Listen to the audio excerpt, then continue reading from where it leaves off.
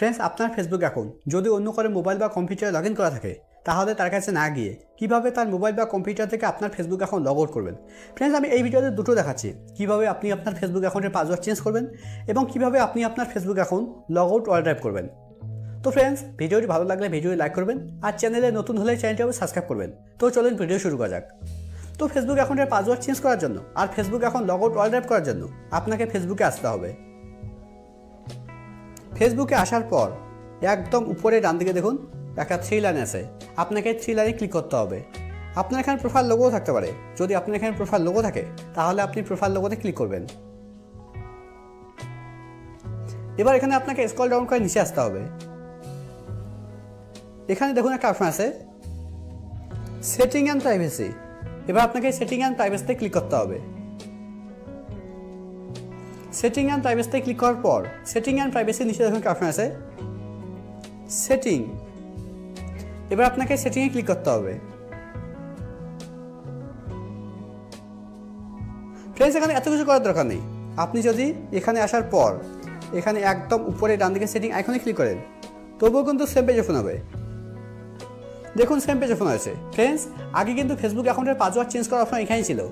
এখন দেখুন, এখন কিন্তু এখানে আর ফেসবুক অ্যাকাউন্টের পাসওয়ার্ড চেঞ্জ করার মতো কোনো অপশন নেই। তো ফেসবুক অ্যাকাউন্টের পাসওয়ার্ড চেঞ্জ করার জন্য আপনাকে একদম উপরে আসতে হবে।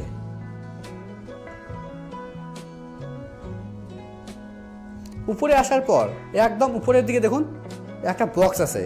বক্সের প্রথমে লেখা আছে অ্যাকাউন্ট সেন্টার, নিচের দিকে দেখুন লেখা আছে see more in account centre.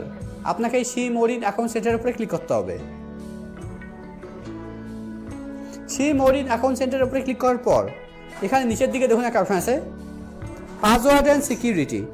এবার আপনাকে পাসওয়ার্ড অ্যান্ড সিকিউরিটির উপরে ক্লিক করতে হবে। পাসওয়ার্ড অ্যান্ড সিকিউরিটির উপরে ক্লিক করার পর এবার এখানে প্রথম অপশন চেঞ্জ পাসওয়ার্ডের উপরে ক্লিক করতে হবে। এবার নামের উপরে ক্লিক করতে হবে। নামের উপরে ক্লিক করার পর এবার এখানে প্রথমে দেখুন একটা ঘর আছে, লেখা আছে কারেন্ট পাসওয়ার্ড। এবার এই কারেন্ট পাসওয়ার্ডের ঘরে আপনাকে আপনার ফেসবুক অ্যাকাউন্টে কারেন্ট পাসওয়ার্ড দিতে হবে। মানে আপনার ফেসবুক অ্যাকাউন্টে এখন যে পাসওয়ার্ডটা আছে সেই পাসওয়ার্ডটা এই কারেন্ট পাসওয়ার্ডের ঘরে দিতে হবে। আমি আমার ফেসবুক অ্যাকাউন্টে কারেন্ট পাসওয়ার্ড দিয়ে দিচ্ছি। কারেন্ট পাসওয়ার্ডের ঘরে কারেন্ট পাসওয়ার্ড দেওয়ার পর কারেন্ট পাসওয়ার্ডের ঘরে নিচে দেখুন একটা ঘর আছে, লেখা আছে নিউ পাসওয়ার্ড। এবার এই নিউ পাসওয়ার্ডের ঘরে আপনাকে একটা নতুন পাসওয়ার্ড দিতে হবে। মানে আপনি আপনার ফেসবুক অ্যাকাউন্টে এখন যে পাসওয়ার্ডটা রাখতে চাইছেন সেই পাসওয়ার্ডটা এই নিউ পাসওয়ার্ডের ঘরে দিতে হবে। তো আমি আমার নতুন পাসওয়ার্ড দিয়ে দিচ্ছি।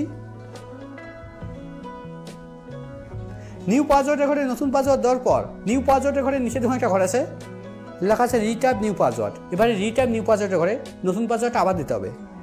তো আমি আমার নতুন পাসওয়ার্ড আবার দিয়ে দিচ্ছি।